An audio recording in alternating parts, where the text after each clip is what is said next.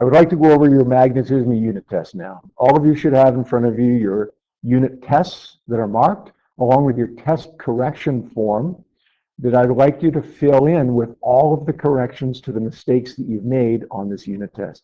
Everybody's going to get the 3% bonus to the test, just like last time, if you complete your corrections and hand them in. This time, the difference is I'm going to do those corrections for you. If you have any questions, or if you need a little bit more time on something, just ask Mr. Van Berg to pause the podcast, and he'll do that for you, and you can take the time you need to write in all the corrections that you need to.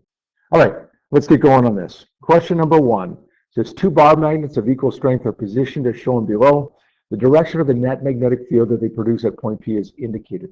This is a lot like a question that we saw on a quiz or a practice quiz. I can't remember which one. Kind of opposite though. On that one, we had the polarity of the bar magnets, and we had to find the direction of the magnetic field.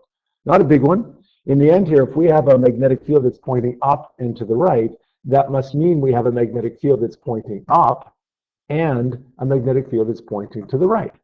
A magnetic field that points up is one that would come away from a north pole, and a magnetic field that points to the right would be one that points toward a south pole. We always remember that the magnetic field goes away from the north and toward the south. So up and to the right gives me 2 magnets that look like this. Means the answer to this one is going to be A.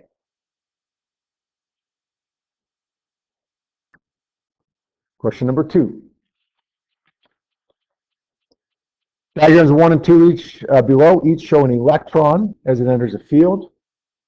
If we're talking about magnetism here, and most of this stuff is magnetism here, we're going to say that's going to be a left-hand rule because it's an electron, a negative particle. It says the fields are different, but the electrons enter them with the same instantaneous velocity. So the speed is the same as it enters diagram 1 as when it enters diagram 2. Now we have 2 different kinds of fields here, right? We have in diagram number 1, the positive plate, the negative plate. That's going to give me an electric field, not a magnetic field. An electric field that points away from the positive toward the negative, so to the left. And in diagram 2, we've got these 2 magnets with the north pole and a south pole. That's going to give me a magnetic field that points downward, away from the north and toward the south. Then we have 4 statements about the motion of the charged particles in these fields. Statement 1, 2, 3, and 4. Let's go to the question now, or the 3 questions, I should say, that come from this information. Question number 2 says the statements that describe the motion of the charged particle in diagram 1 in the electric field. You've got your test in front of you, so you can see these statements as I read these. Statement 1, the speed of the particle remains constant. Now, if we got a charged particle in a magnetic field, an electric field, it's definitely going to accelerate. It's either going to speed up or slow down. In this case, because we have an electron moving to the right, it experiences a force to the right, because the force is opposite to the field. That negative particle experiences a force against the field. Positive would be with the field. If we have a force to the right, it's moving to the right, the velocity or the speed is going to increase. So no, the speed of the particle will not remain constant. If the speed doesn't remain constant, then the speed of the particle is going to increase. What about the direction of the particle's motion? Well, in an electric field, the direction of that particle isn't going to change. If it was moving perpendicular to the field, it would go in a parabola. But since it's going parallel to the field, it's going to keep going parallel to the field. And therefore, the direction of the particle's motion will remain constant and will not change. So our answer for this one would be 2 and 3. That means the answer is going to be C for that one. What about the statements that describe the motion of the charged particle in diagram 2? That's the magnetic field. This one's a little trickier. In our magnetic field, does the speed of the particle remain constant? Absolutely it does. The velocity doesn't. It changes direction. It's going to go in a circular path. If we were to do the hand rule, thumb to the right, fingers down the page from north to south, my palm would point out of the page. It would curve out of the page, but the speed wouldn't change. If there's no reason for the speed to increase or decrease in a magnetic field, so that means statement number 1 Statement number 1 is correct for the magnetic field. The speed of the particle does not increase. The direction of the particle does not remain constant because we know that as it's going perpendicular to that magnetic field, the direction of the motion is going to change. It's going to go in a circular pattern. So the answer for this one would be statements 1 and 4, meaning the answer to our question is option B. And finally, 4, should have maybe started with this one because this is the easiest of the 3 questions. The direction of the uniform magnetic field in diagram 2, all we got to do here is say, well, we kind of already answered this actually when we looked at the question in the first place. The magnetic field is away from the north toward the south, outside the magnets. Now inside it would be toward the north, away from the south, but outside of the magnets, which is what we're looking for here, is away from the north toward the south. It's going to be B toward the bottom of the page.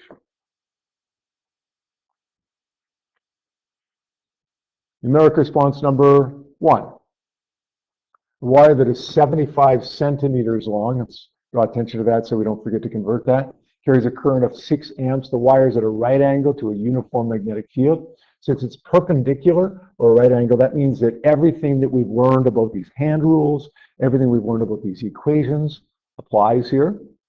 Experiences a magnetic force of 0.350 newtons. What's the magnetic field? So pretty straightforward question here. We're just going to say F is equal to ILB. Rearrange this to solve for the magnetic field.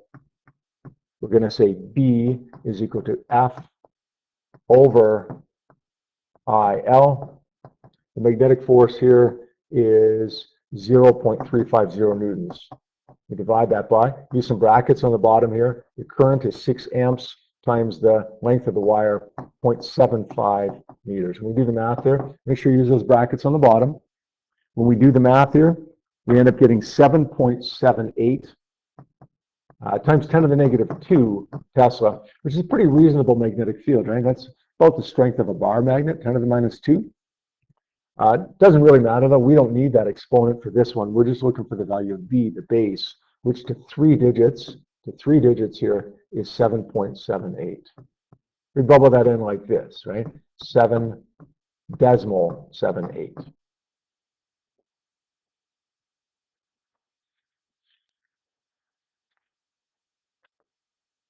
Question 5, a little bit of a tricky one here. There's a free electron that has a speed of 4 times 10 to the 6 meters per second, experiences a force when an external magnetic field. In the same magnetic field, a wire that's 0.2 meters long, oriented parallel to the electron's path, experiences a force that's 5 times 10 to the 10 times greater force of the electron. What's the current in the wire? So here's the thing. We have a magnetic field. We have a magnetic force on a wire. The magnetic force on the wire, let's say, is 5 times 10 to the 10 times greater than the magnetic force on the electron. Let's write down literally what they tell me. The magnetic force on the wire is 5 times 10 to the 10 times greater than the force on the electron. Now, we know an equation for the force on the wire, right? That's F is equal to ILB. And we know the equation for the force on the electron, the charged particle that's moving through the magnetic field. That's F is equal to QV.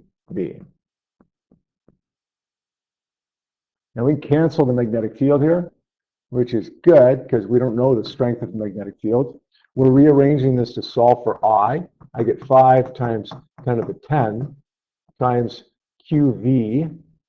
We know the charge of the electron. We know the speed of the electron. We divide that by L. Gives us I. So let's say 5 times 10 to the 10 times Q, that's the charge of the electron, 1.6 times 10 to the minus 19 times V, it's 4 times 10 to the 6. And let's divide that by L, the length of the wire, which is 0.20. You don't really need brackets on the top when you're subbing it into your calculator, but to be safe, maybe you want to do that. Divide that by 0.2 meters. And we end up getting a value of 1.6 times 10 to the negative 1, 0.16 amps. The answer there would be D. The answer would be D for that one.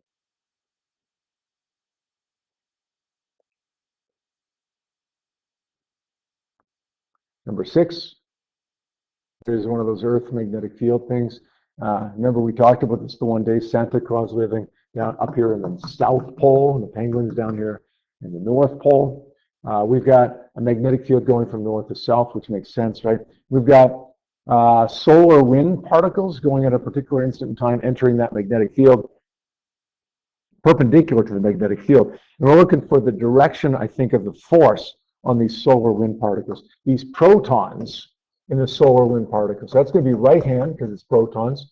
Because we're looking for direction of a force in an external magnetic field, that's going to be the deflection rule, right? So let's do that now. With our right hand, let's say our right thumb points to the right. That's the direction of the particles. So thumb to the right. Fingers at this point right here, my fingers will point upwards in the direction of the external magnetic field, and my palm will point outwards, out of the page. So my answer for that one would be B, out of the plane of the page. And 2 kind of follows that up. It says, assuming the velocity of the solar wind particles is perpendicular to the magnetic field, the radius of the circular path is what? Charged particle in a magnetic field, we know we're allowed to use F is equal to QVB.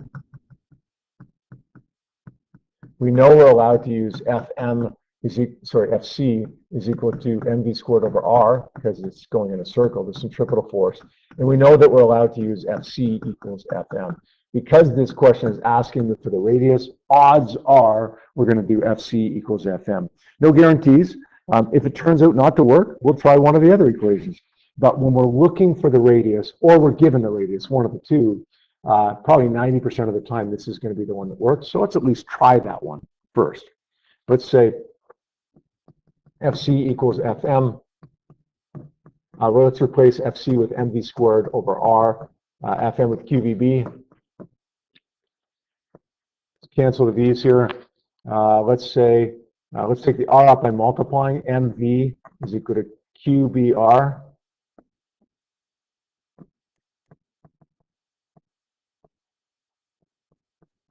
And then let's take the QB down by dividing. I get R is equal to MV over QB. And we sub our numbers in here. This is proton, so we got to use the mass of the proton. Careful there, because some of you will probably just get a little careless and use the mass of the electron. 1.67 times 10 to the minus 27 kilograms times 8 times 10 to the 5, which was the speed of the protons, divided by Q. We don't need those brackets on the top there in our calculator. On the bottom, we do. Q is charge of a proton, 1.6 times 10 to the minus 19 coulombs. And then we multiply that by 1.1 times 10 to the minus 7 for its magnetic field there. Let's do this one on our calculators here just to make sure that we got this right. 1.67 times 10 to the minus 27 times 8 times 10 to the 5. And then we divide that by those brackets on the bottom. Remember, that's important. 1.6 times 10 to the minus 19 times 1.1 times 10 to the minus 7. We do that, we get 75909.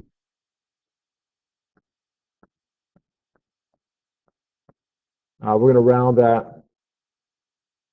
It should be a 5. We're going to round that to 3 digits. So it's going to be 7.59 times 10 to the 4. Now, this time we want A, B, C, and D, so that's going to be a 7594 for that one.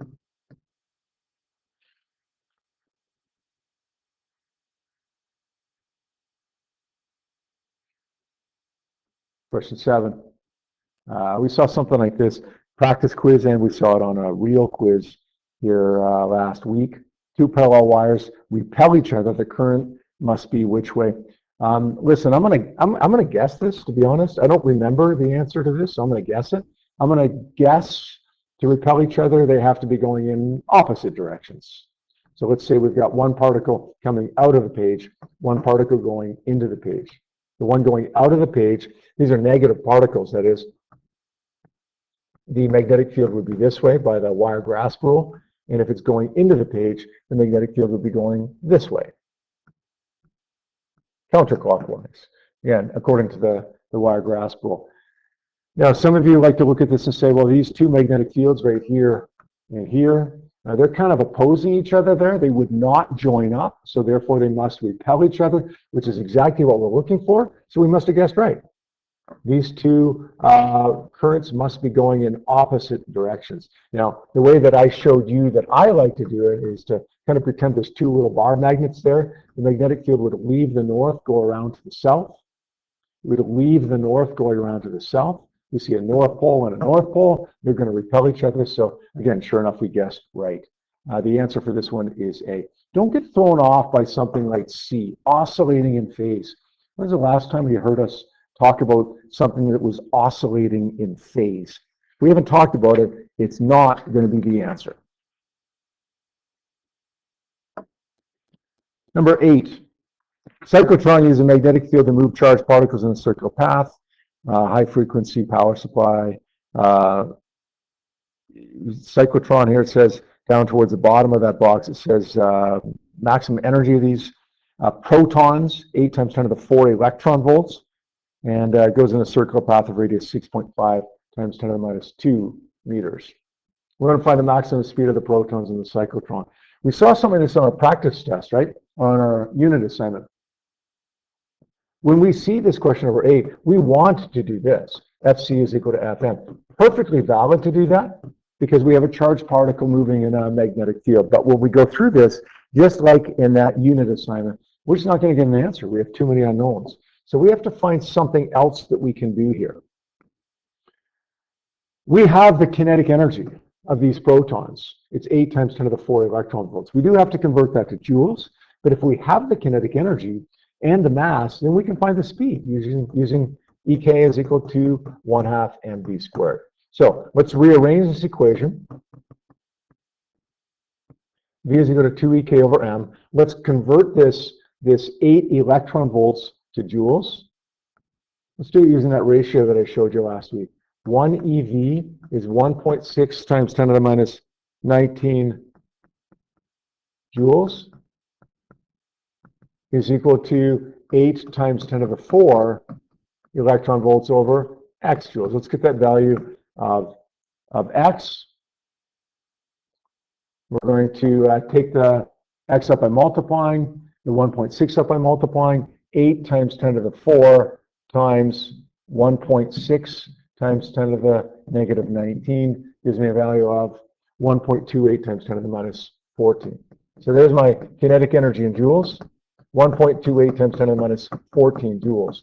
Now all we got to do is sub that in here, 2 times 1.28 times 10 to the minus 14 joules over the mass. And we are talking about protons here, so make sure you use the mass of the proton, not the electron. That is 1.67 times 10 to the minus 27 kilograms. Do your thing there. We know the answer is not going to be A or D because those are way too fast. Probably not going to be C because that's close to 3 times 10 to the 8. Could be B, though. Sorry, probably not going to be B, I should say. Could be because it's lower than 3 times 10 to the 8, but it's awfully fast. More likely to be C. When we do the math, sure enough, it does work out to be C, 3.9 times 10 to the 6 meters per second. Question number 9. The magnitude of the magnetic field. This is where we wanted to do Fc equals Fm, right? This is the first thought that we had probably when we saw this question. This is where we're actually going to use Fc equals Fm. We're going to say mv squared over r equals qvb. And I warned you leading up to this test that we were going to have to do this more than once. Probably on your diploma exam you will as well. We have to be good at rearranging this equation here.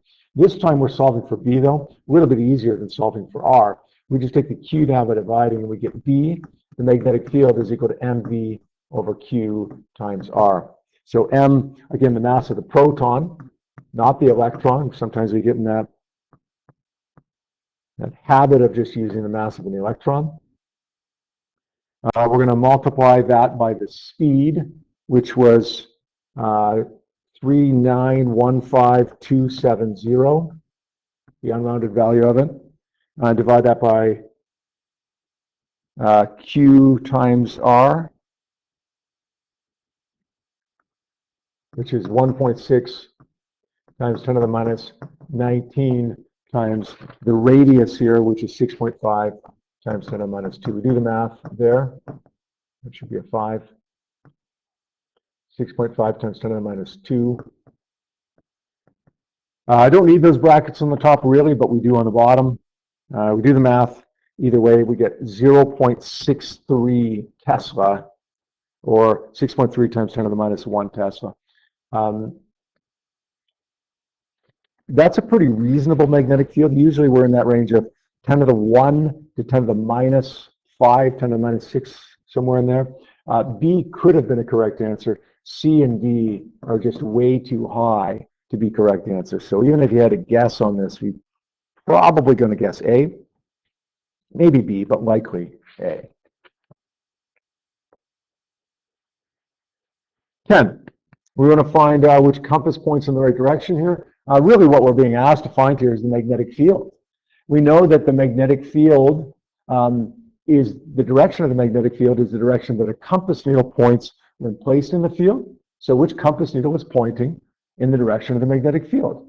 These are electrons, so we're going to use our left-hand wire grasp rule to find the direction of this magnetic field. Thumb up the page, fingers around. The magnetic field is going to loop around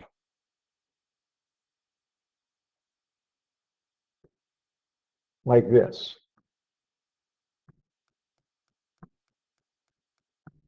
Now, which of these magnetic fields all of these compasses are pointing out of the page. Which of these magnetic fields are also pointing out of the page? It would be 3, diagram or position 3. So the magnetic field at position 3 is pointing out of the page. The compass is pointing out of the page.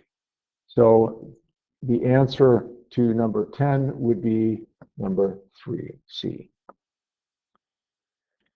All right, next question. Numeric response number 3. Use the numbers of the directions as given above to match the direction of the field at point P in each diagram as described below. So what do we got here? 4 different fields, 2 electric fields, 2 magnetic fields. So watch that. Be careful, right? Remember the difference here? The electric fields go away from the positive toward the negative. Magnetic fields go away from the north toward the south. Shape of the fields is different. Just keep them straight here, right? We want to find, in the first one, the direction of the electric field in diagram 1. Well, we know if we have a battery, positive plate, positive charge, negative charge, this would be the positive plate, the negative plate, and the electric field would go away from the positive and toward the negative. So the first one is going to be direction 4, away from the positive toward the negative, to the left. The magnetic field in the second diagram, this X represents an electron going into the page here. So we're going to say thumb in the direction of the particle, bend your fingers. This is the wire grasp rule, right? Thumb in the direction of the particle, bend your fingers. Fingers at this point are going to be pointing down the page. So we're going to say the answer to the second one is down the page. That's going to be, number 6 it would be? 4, 6 so far. Now the third one, the electric field at diagram 3, we just got to remember that that's away from a positive, right? The electric field always points away from the positive. So that one's going to be, what would that be? Number 1, 4, 6, 1. Sorry, that one was a 6. 4, 6, 1. And the magnetic field at diagram 4 at point P. Remember, we're looking for the magnetic field here outside of the solenoid of the coil. That's okay. We still got to find the magnetic field inside first. Using electron current, leaving the negative end here, we're going to go to the left in the back, and then to the right in the front. You can make your little coil if you want with your piece of paper. If you do, we're going to say that the current in the front points to the right. So my fingertips in the front would point to the right. My thumb would automatically point downward. That would give me a magnetic field inside that points downward. That's north, that's south. But outside, it goes the other way. It would point upwards. So the answer for that one would be outside the coil would be a 5. 4615 is our answer for that one.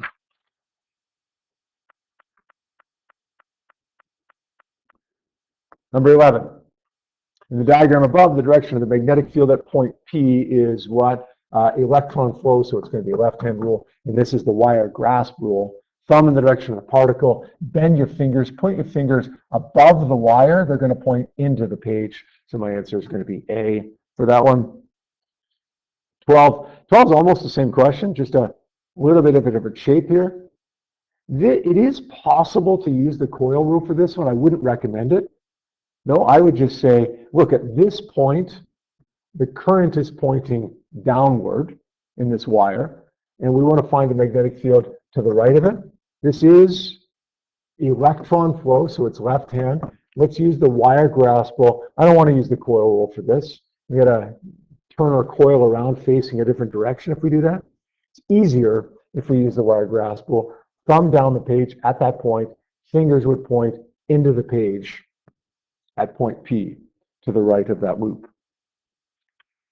So A is our answer for that one.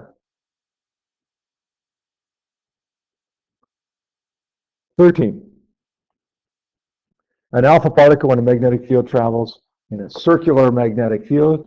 Here we are again with this circular path here, radius 20.0 centimeters. The magnetic field strength is 7.5 times 10 to the minus 3. What's the speed of the alpha particle? Just going to draw attention to that because I feel like I might use the charge and mass of the electron by mistake.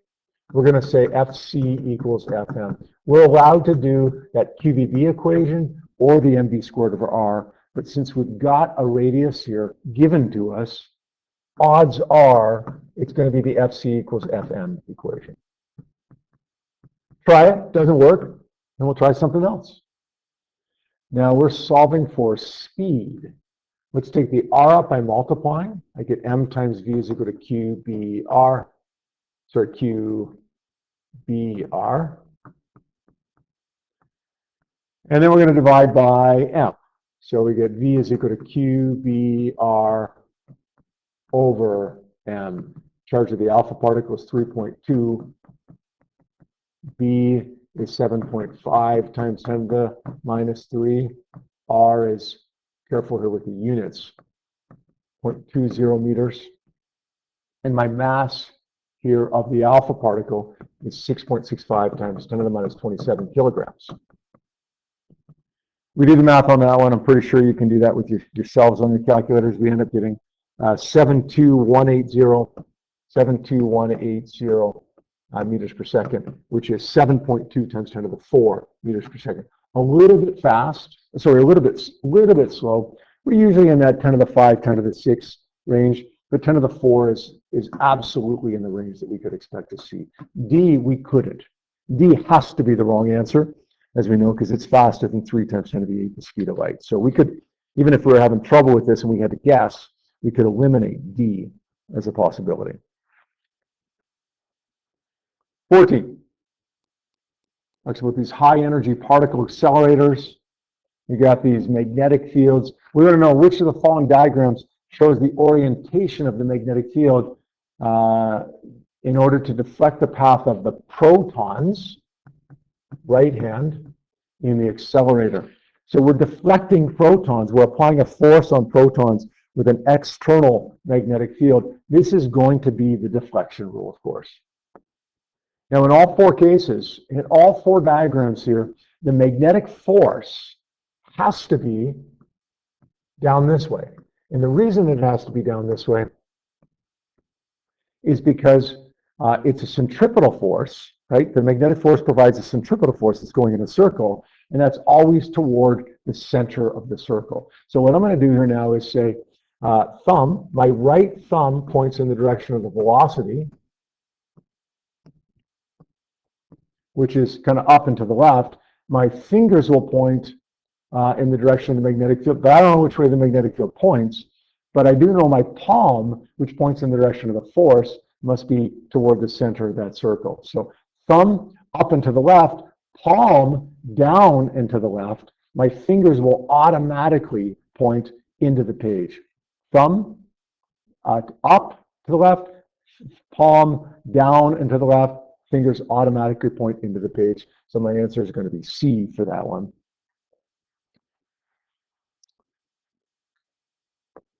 15, electrons can be deflected by electric fields, gravitational fields, and magnetic fields.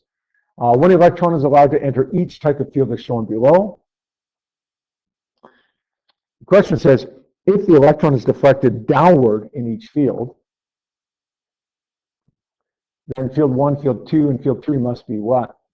I'll tell you what, one of them is going to be gravity, one of them is going to be electric field, one of them is going to be magnetic field. I want to look at gravity first. Gravity is the easiest one. If I want an electron, anything with mass, to be deflected downward, then I need a gravitational field to point downward, right? Objects with mass get deflected downward in a gravitational field because the gravitational field is downward. The answer for gravitational field is going to be field 3, right? The only way to get an electron deflected downward in a gravitational field is if I have a gravitational field that is downward. Now, the next one I want to look at is the electric field, actually, because I think that's the next easiest one. If I want an electron to experience a downward force, then we need an electric field that is upwards, opposite to the field. Sorry, opposite to the force. If it was a positive particle, the force would be with the field, but a negative particle, the force is against the field. So field number 1 must be an electric field. That must leave field number 2 as the magnetic field, but let's just make sure if that's the case. We'll do the deflection rule here, the left-hand deflection rule. Thumb in the direction of the particle, fingers into the page, palm points down. Sure enough, the magnetic force on this particle would be downward if that's a magnetic field. So field 1 must be electric, field 2 must be magnetic, field 3 must be gravitational. Means our answer for that one is going to be A.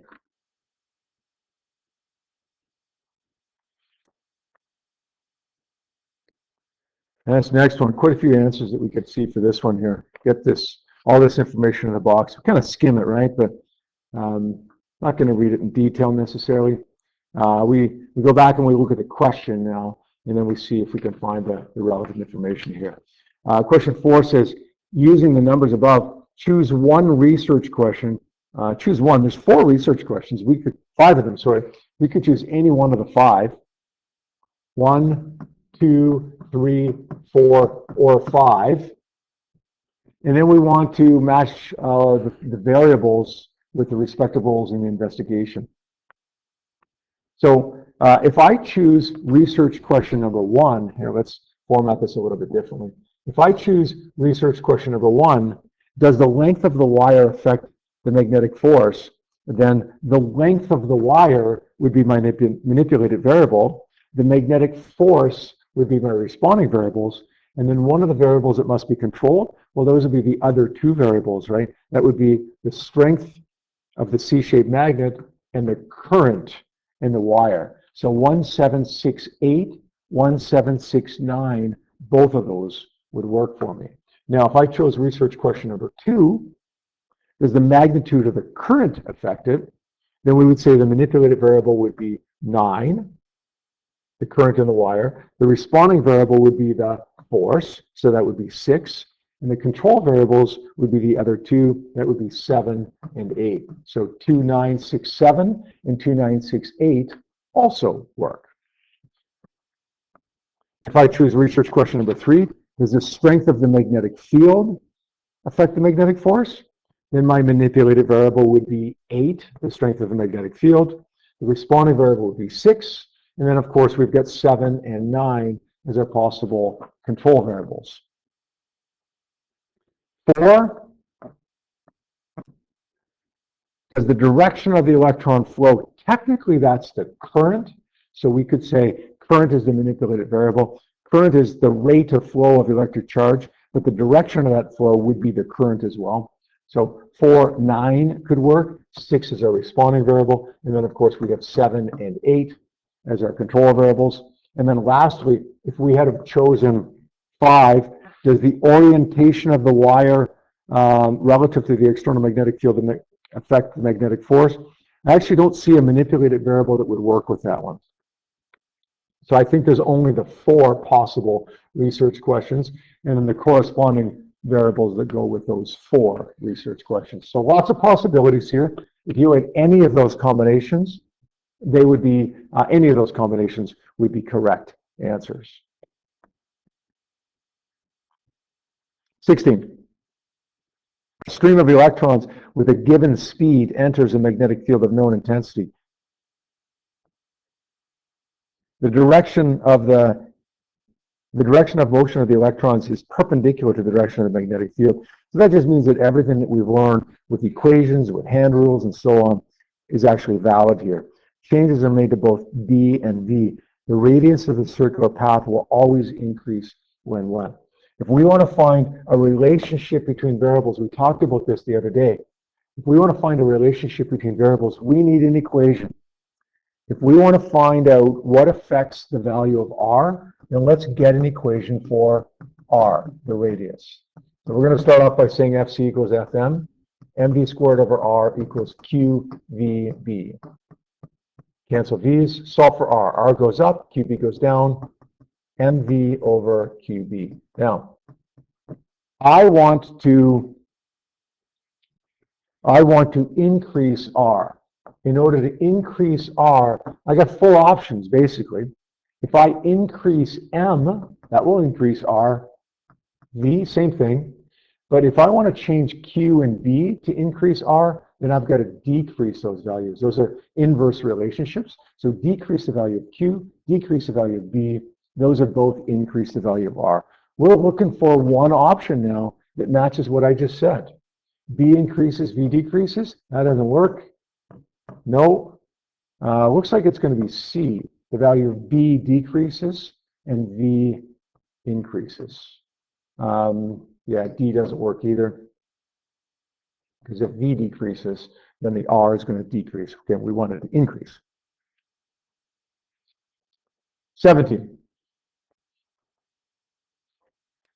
A copper wire is connected to a battery so that there's a current in it. A segment of the wire is perpendicular to a horizontal magnetic field. The length of the wire is 3 centimeters, and the mass is 20 grams. We want to suspend it here. We got a couple things that we got to convert, of course, but the key word in this question is suspend. When we see the word suspend, we know we're in a state of equilibrium, and when we're in a state of equilibrium, then forces must balance. Clearly, I think we have a magnetic force here. If we're talking about suspending it and it doesn't mention another field, probably going to be gravity. So let's set the magnetic force equal to the gravitational force. ILB equals M times G. We're going to solve for I here. I get mg over LB. So let's sub in some numbers here.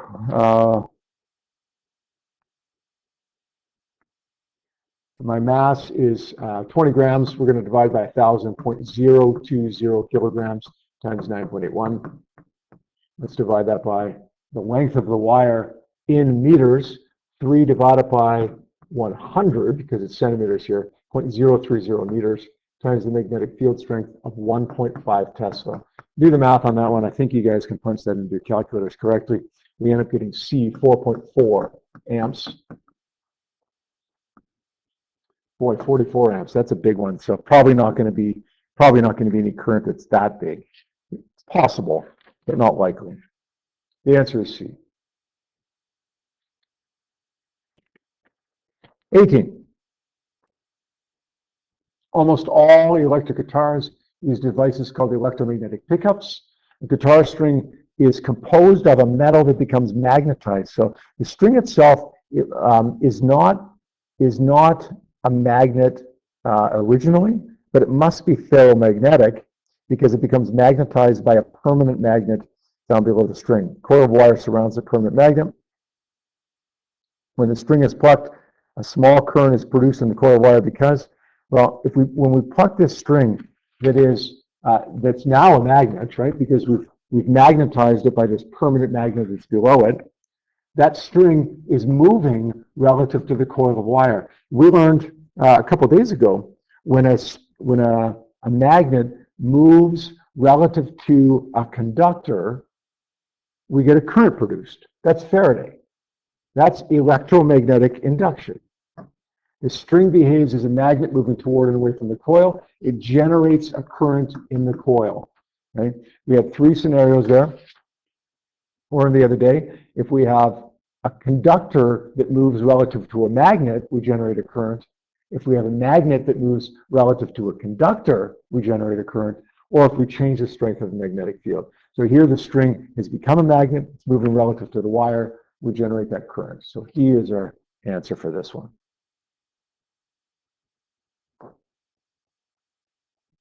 19, maglev trains float above the rails. A permanent magnet is mounted on the train, interacts with an electromagnet in the rail. If it's assumed that the permanent magnet in each of the diagrams below is identical and that the current is the same, which of the following diagrams would produce the greatest lift? Well, the first thing that kind of jumps out at me is the ones with the most coils are going to generate the most lift because that's going to be the strongest magnetic field. That leaves me with either A or D. C and D seem like they're not going to be, sorry, B and C seem like they're not going to be possibilities to me because the magnetic field that's generated by this electromagnet would be smaller due to less turns, less coils in there. Now we just got to figure out which electromagnet produces a pole that repels the permanent magnet. If the permanent magnet here has a north pole and has a south pole right here, then I would need a north pole right here to repel it and a south pole right here to repel it up. One of those is going to be right, one of those is going to be wrong. Let's try A. I don't know which one it's going to be. Let's try A. If we're saying, if we're choosing A, then the current would go this way, to the right in the front, to the right in the front, to the left in the back. We're going to use our coil rule for this one, left-hand coil rule. Fingers on the word front pointing to the left, sorry, pointing to the right. My thumb would point down. So fingers to the right, thumb would point down. That means this would be south and this would be north. This one can't be our answer because that's going to attract the train, not repel the train. We want this train to float. We got to push the train up, not pull it down to the track. Looks like D is going to be the correct answer, but let's just double check that. My current would once again go this way, away from the negative. It's going to point to the right in the front, so fingers to the right in the front on the word front. Thumb points down, so my magnetic field inside the coil would be down. This would be south, this would be north. Sure enough, those are going to repel each other. So yeah, the answer for this one would be D.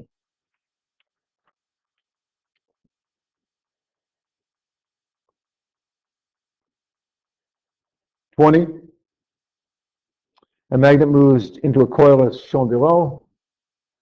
Current induced in the coil and magnetic field produced. What do we got here? If we're moving a magnet down into the coil, we know that it's going to generate a current, right? That magnetic field number 1 is going to generate a current, and that current is going to generate a magnetic field number 2, and these two magnetic fields will act together to oppose the motion. In other words, if it's moving downward, we need a magnetic force upward. And the only way to do that is to induce a north pole at the top. That's how we oppose the motion, is to induce a north pole at the top here. Now, we can find the direction of the current here using the coil rule. My thumb points in the direction of the magnetic field inside the coil, which is from south to north. My fingers, wrap them around, put them on the word front. My fingers are going to point to the left in the front. So let's see which one matches up with that. My magnetic field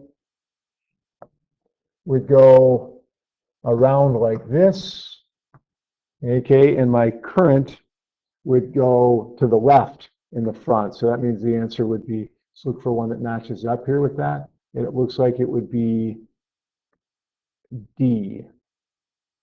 Magnetic field pointing down and the outside the coil, that is, and the current is pointing to the left. And we save the best for last. Probably the hardest question on the test, I would think. A positively charged sphere is suspended on the end of an insulating string in the region between two vertical metal plates connected to a coil of wire. The magnet is suddenly thrust into a coil of wire, as illustrated below. This is a tough question. I like this question, though. We have a magnetic field, a magnet being pushed to the right into this coil. That induces a current in the coil, right? Magnetic field number 1 induces a current in the coil, and the current in that coil induces magnetic field number 2. Magnetic field number 2 and 1 have to act together to oppose the motion. So that means to oppose the motion of this magnet, we have to have a south pole right there and a north pole right there. If it wasn't a south pole, it would help the motion, not oppose the motion.